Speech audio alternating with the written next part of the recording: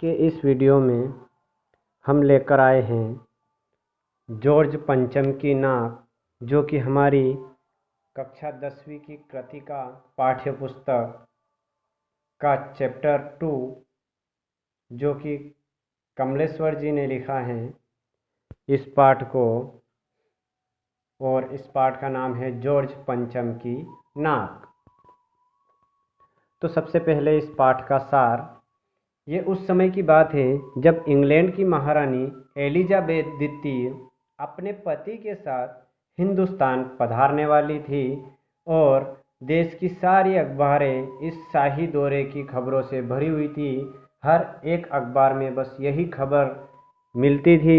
इस दौरे के लिए छोटी से छोटी बात पर भी सबकी निगाहें टिकी हुई थी। इस खबर के लिए हर एक के मुंह पर बस यही निगाहें, यही बात थी और सबकी निगाहें उसी पर टिकी हुई थी कि कब इंग्लैंड की महारानी आए। रानी का दर्जी भी परेशान था कि हिंदुस्तान, पाकिस्तान और नेपाल के दौरे पर रानी कब क्या पहनेगी, उसके बारे में भी चर्चाएं चल रही थी। उनका सेक्रेटरी और जासूस भी उनसे पहले ही दौरा करने वाले थे। उनका जो सेक्रेटरी था और उनका जो जासूस था वो पहले महारानी एलिजाबेथ से पहले वहाँ का दौरा करने वाले थे। फोटोग्राफरों की फौज तैयार हो रही थी। फोटोग्राफर भी अपने अपने तरीके से तैयार हो रहे थे। रानी की जन्मपत्री और प्रिंस फिलिप के कारनामों के अतिरिक्त अखबारों में उनके नौकरों, बावर्चियों, खानसामों, अंगरक्षकों और कुत्तों की तस्वीरें छापी गई थी।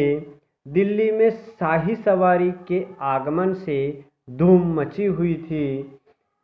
वहाँ की सदा धूल मिट्टी से भरी रहने वाली सड़कें साफ हो गई थी। रानी एलिजाबेथ के आने की इतनी तैयारियां चल रही थी कि वहाँ धूल से भरी हुई जो सड़कें थी वो पूरी तरह से साफ हो चुकी थी। इमारतों को सजाया गया, संवारा गया। वहाँ की जितनी भी इमारतें थी उन सबको सजाया गया और पूरी तरह से संवारा गया।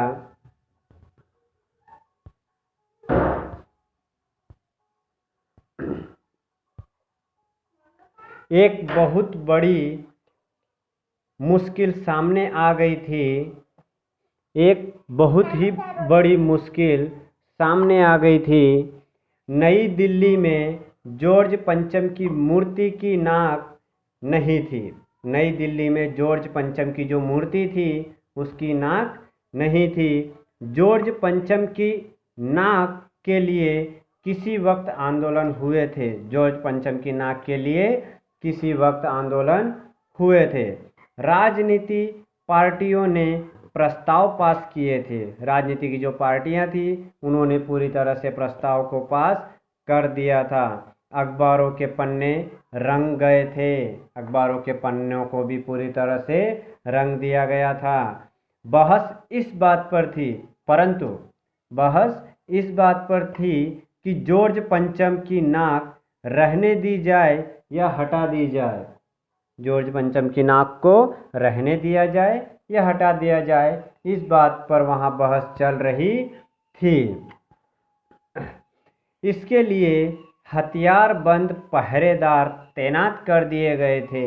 इस बात के लिए हथियारबंद पहरेदार को तैनात कर दिया गया था। पर इंडिया गेट के सामने वाली जॉर्ज पंचम की मूर्ति की नाक अचानक वहाँ से क्या हो गई, गायब हो गई। अब महारानी देश में आ रही थी और मूर्ति की नाक न हो तो परेशानी होनी ही थी। मूर्ति में नाक नहीं थी तो किसी न किसी तरीके से तो परेशानी होनी ही थी। देश की भलाई चाहने वालों की एक मीटिंग बुलाई गई। देश की भलाई चाहने वालों की क्या बुलाई गई, एक मीटिंग बुलाई गई जिसमें सभी इस बात से सहमत थे कि मूर्ति की नाक तो होनी ही चाहिए। यदि वह नाक न लगाई गई तो देश की नाक भी नहीं बचेगी।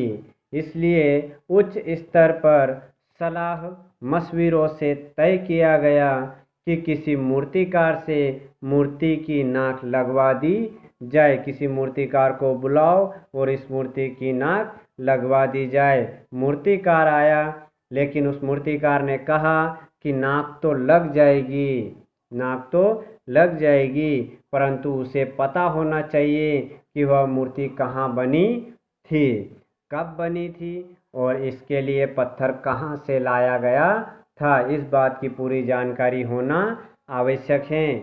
पुरातत्व विभाग की फाइलों से भी कुछ पता नहीं चला, लेकिन मूर्तिकार ने सुझाव दिया कि वह देश के हर पहाड़ पर जाएगा और वैसा ही पत्थर ढूंढकर लाएगा जैसा मूर्ति में लगा था। मूर्तिकार हिंदुस्तान के सभी पहाड़ी प्रदेशों और पत्थरों की खानों के दौरे पर निकल गया, परंतु उसे वैसा पत्थर कहीं नहीं मिला।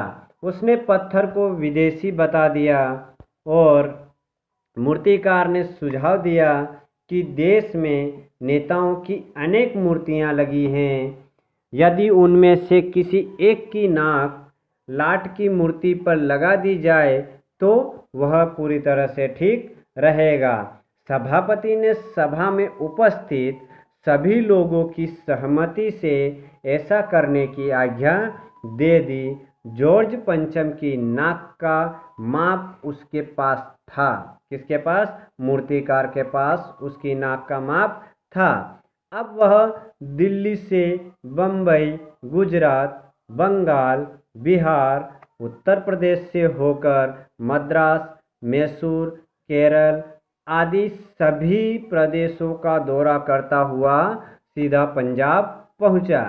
उसने गोखले, तिलक, शिवाजी, गांधी जी, सरदार पटेल, गुरुदेव, सुभाष चंद्र बोस, चंद्रशेखर आजाद, बिस्मिल, मोतीलाल नेहरू, सत्यमूर्ति, लाला लाजपत राय तथा भगत सिंह की लाटों को देखा, परखा, पूरे हिंदुस्तान की परिक्रमा करके आया, पर उसे जॉर्ज पंचम की नाक का सही माप कहीं नहीं मिला, क्योंकि जॉर्ज पंचम की नाक से सब बड़ी निकली, लेकिन उसकी नाप कहीं पर भी नहीं मिली।